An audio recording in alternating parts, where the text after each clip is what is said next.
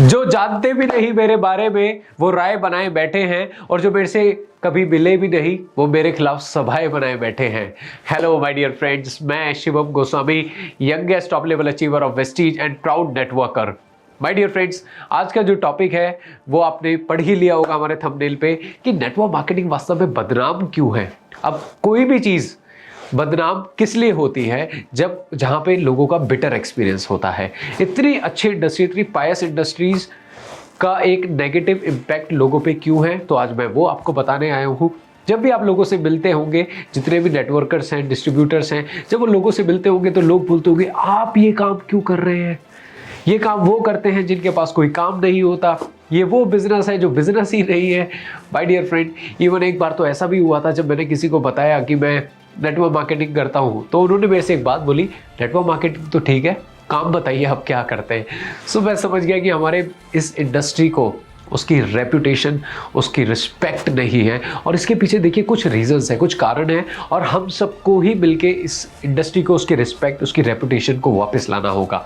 तो देखिए कुछ चीज़ें, कुछ पॉइंट। पहली बात तो ये समझ लीजिए ये बदनाम क्यों है। सबसे पहली चीज़, it is not bad, it is not well understood.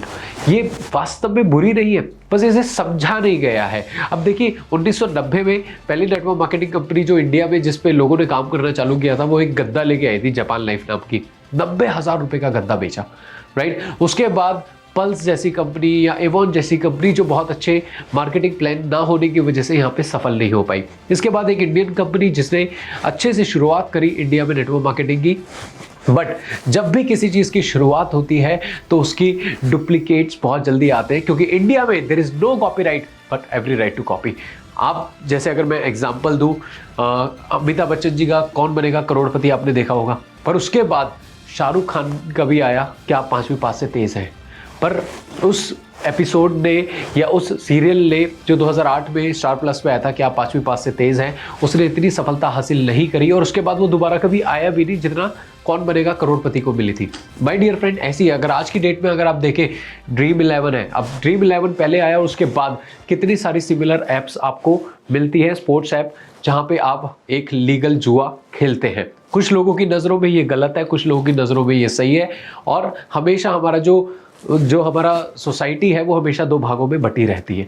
तो सेम 1990 में जब ऐसी शुरुआत हुई तो बहुत अच्छी कंपनियों के बाद बहुत सारे ऐसे भी लोग आए, बहुत सारी ऐसी भी कंपनी आई जिन्होंने लोगों का यूज़ किया, जिन्होंने गलत यूज़ किया इस इंडस्ट्री का, MLM का बहुत ज़्यादा गलत यूज़ किया।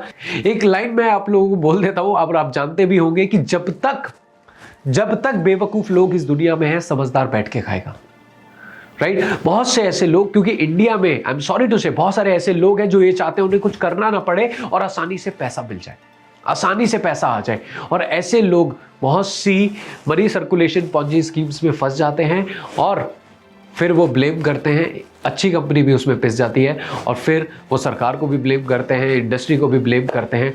दोस्तों, बहुत सारी ऐसी कंपनियां हैं जिन्होंने लोगों का विश्वास उठाया इस इंडस्ट्री से, राइट, जिसमें स्पीक एशिया, स्टॉक गुरु, सोशल ट्रेड जैसी कंपनी, और इसके अलावा बहुत सी ऐसी कंपनी जिनमें कोई प्रोडक्ट ही नहीं था, वहाँ पे लोगों ने पैसा लगाया, राइट। तो ऐसी जब बहुत सारी कंपनीज आई तो उसके बाद वो नहीं चल पाई, राइट, जिसकी वजह से लोगों ने इसके बारे में सोचा कि नहीं, ये वो इंडस्ट्री नहीं है। पर यहाँ पर मैं एक चीज़ बोलना चाहूँगा कि आप लोग, आपके पास दिमाग है।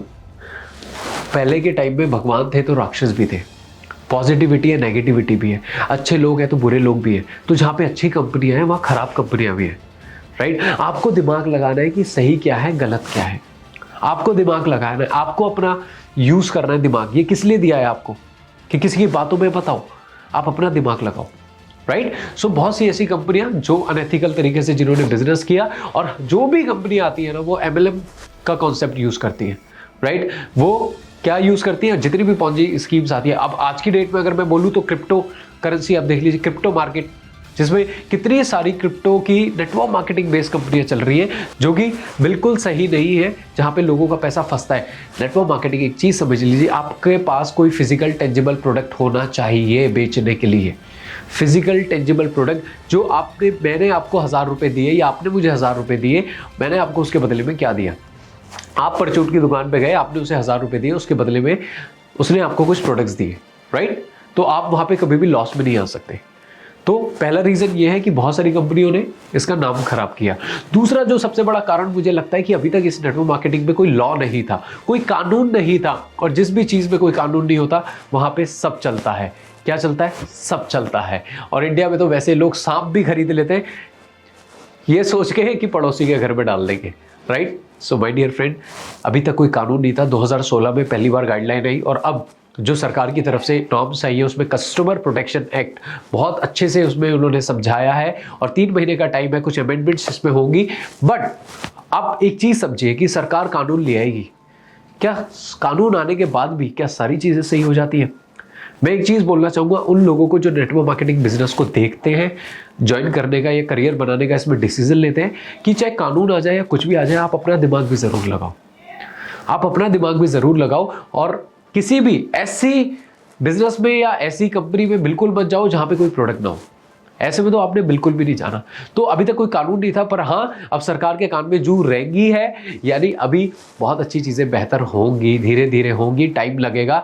बट आपको भी सतर्क रहना है, आपको भी समझना है कि जो इंसान सामने वाला आ रहा है वो आपको दे क्या रहा है, राइट? और आप जितने रुपए दे रहे हो उसके बदले में आपको वैल्यू क्या मिल रही है। तीसरी चीज माय डियर फ्रेंड जो मैं बोलना चाहता हूं कि वो लोग इस इंडस्ट्री को बिगाड़ने में उनका बहुत बड़ा रोल है जो लोग ड्रीम सेल करते हैं, सिर्फ जो किसी को प्लान देते हैं, ना प्रोडक्ट की बात करते हैं, ना मार्केटिंग प्लान को ढंग से डिस्क्राइब करते हैं। वो क्या करते हैं? सिर्फ ड्रीम सेल कर रहे हैं, ओवर प्रॉमिस कर रहे हैं, ठीक है? और अपनी लालच के लिए वो लोगों को बल्क बाइंग करवाते हैं अपने पैसों के लिए। तो वो हमेशा के लिए एक नेगेटिव इम्पैक्ट मार्केट पे छोड़ते हैं। हमेशा अपना एक सही रोल मॉडल चुनो। सही रोल मॉडल को चुनना बहुत ज़्यादा ज़रूरी है, राइट? और कभी भी बल्क बाइंग को कोई भी इंडस्ट्री, कोई भी पर्सन, कोई भी नेटवर्कर, और आज की डेट में मैं एक चीज़ बोलना चाहता हूँ, मार्केट में नेटवर्कर तो बहुत ही कम है, सारे सेट वर्कर हैं।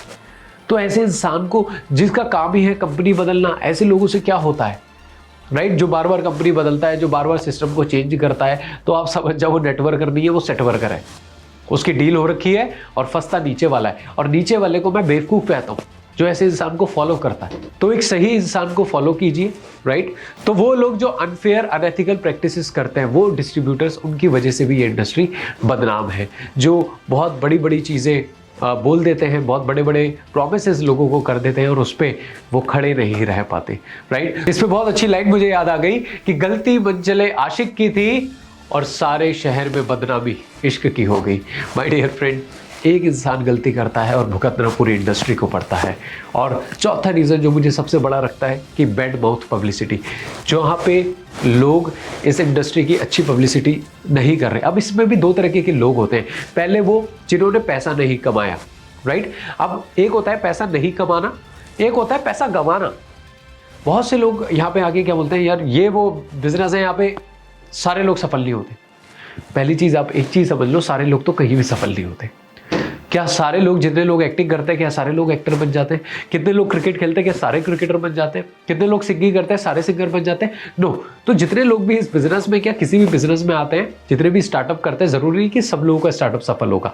तो फेलियर रेशो हर जगह रहता है फेल होने का।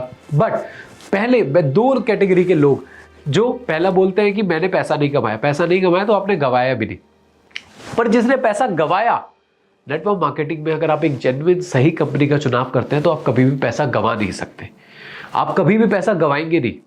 गवाएंगे क्यों? आपने मुझे 1000 रुपए दिए, मैंने 1000 रुपए का बदले में आपको वैल्यू के प्रोडक्ट दे दिए जो आपके डेली यूज के, चाय, कॉफी, पेस्ट, साबुन, शैम्पू, व्हाटएवर।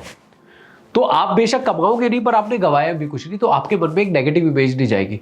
आपके आस पड़ोस में कोई परचून की दुकान है, आप वहां से हर महीने जाते हैं, सामान लेके आते हैं, उस दुकानदार को हर महीने कमीशन मिलता है आपके परचेजिंग में। पर क्या आप उसे कहते हैं कि उसने आपको लूट लिया, या उसने आपको बना लिया, या उसने आपको मेंबर बना लिया? नो, काम वो वही कर रहा है, बट तरीका अलग है। एक चीज समझने की कोशिश कीजिए, एक सही जेन्युइन नेटवर्क मार्केटिंग कंपनी में आप कभी भी पैसा गवाते नहीं है। गवाते वो लोग हैं जो दिमाग लगाते नहीं है। तो अपना दिमाग लगाइए।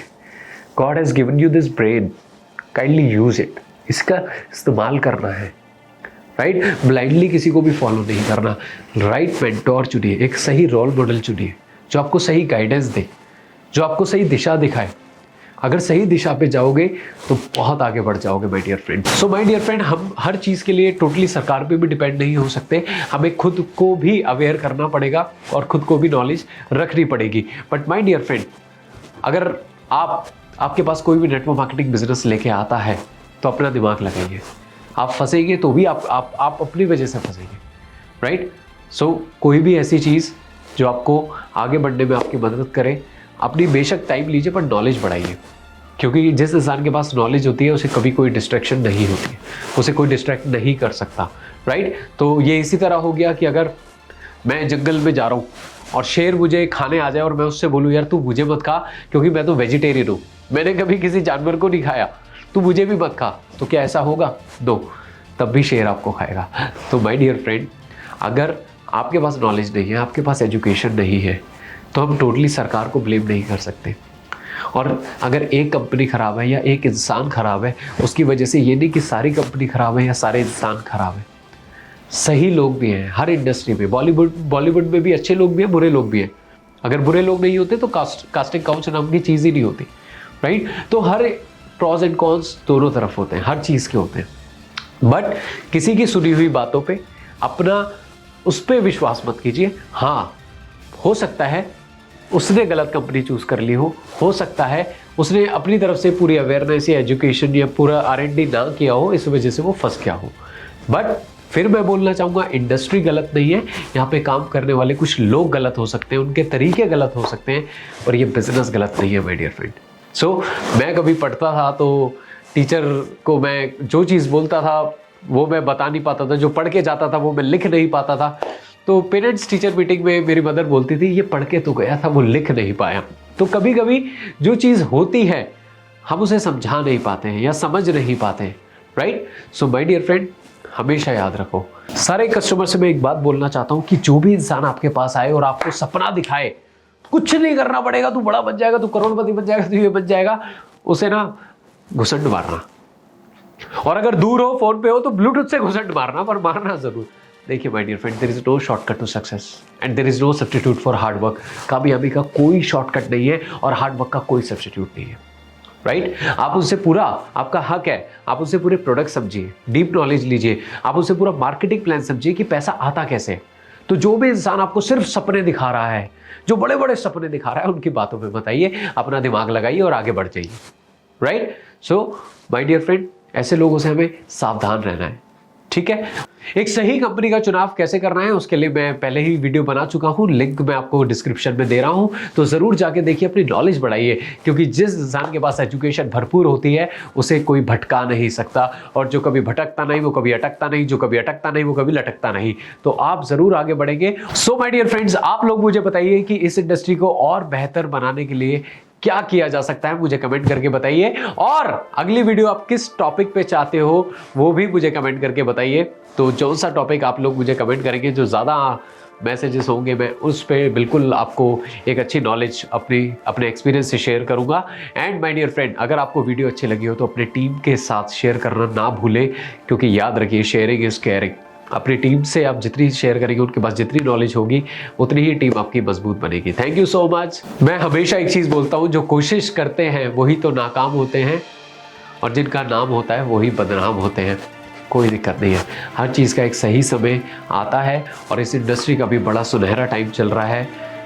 एक सही कंपनी चुनिए, अपना दिमाग लगाइए और अपनी ज़िंदगी को बदलिए। सो मस्त रहिए, स्वस्थ रहिए, व्यस्त रहिए, स्टे ब्लेस्ड।